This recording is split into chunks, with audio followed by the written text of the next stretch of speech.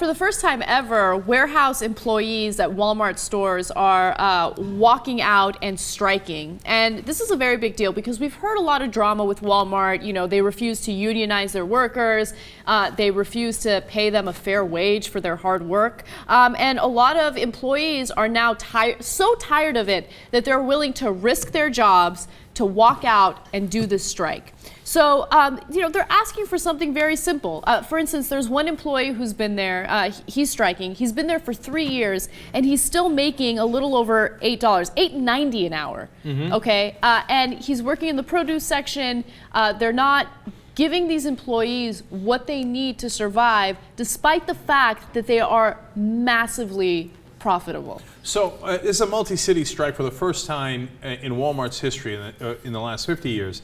And one of the original strikes that began this was in a place for subcontractors as they were doing business there. The factory got to be 120 degrees.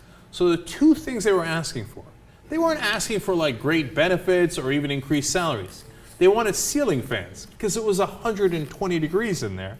And they wanted shin guards because those heavy carts that they were pushing around kept running into their shins and they were getting hurt. Shin guards, that's it. And ceiling fans.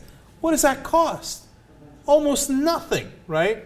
But well, no, you know, we got to make a dime. No, we got to make an extra. We got to squeeze an extra dime out of you. Well, Walmart can't outsource the jobs to China or to another country where, you know, people don't care about workers' rights, right? So maybe they can just treat them like China treats their workers here in the United States. Well, I mean, that's where we're headed. That's why people are mad about it. That's part of the reason for the strike. Now, when one of the workers talked to a guy organizing the strike over his lunch break, there was managers nearby, and then they said, that's it.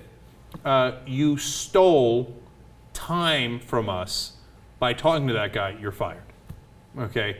And that's part of the retaliation. Now Walmart says, no. They settled a thing about the ceiling fans, and they put in ceiling fans, et cetera, and they're trying to poo-poo this before it becomes a public relations disaster for them and try to minimize it. But look, the bigger problem I have with Walmart is they shift a lot of their costs onto us, the taxpayers, because they won't give benefits to their workers, and those guys got to get health care some way. And so what do? They rely on the state, whether it's Medicaid or showing up at the emergency room, et cetera. That way we pay for their health care instead of their employer, Walmart. So that I can't abide by either. So it's whether how they're treating their employees in the wrong way or they're treating the taxpayers in the wrong way. And so what is the result of this, by the way? Well, the Walton family that started it, of course, has gotten tremendously wealthy. Now, Sam Walton passed away. He was the one who created Walmart. His 6 heirs that got the money, in 2007, they held the equivalent of, they had so much money, it was the equivalent of 30.5% of the entire U.S. population for just 6 people. Oh my God. Okay, that was in 07. In 2010, well, there was a recession. In the meanwhile, it probably went down. No. They now hold the equivalent wealth of 41.5% of the entire United States population. Just those 6 heirs, they didn't even start the company. Okay, their father did. 6 people, 41.5% of the population, but it's still not enough.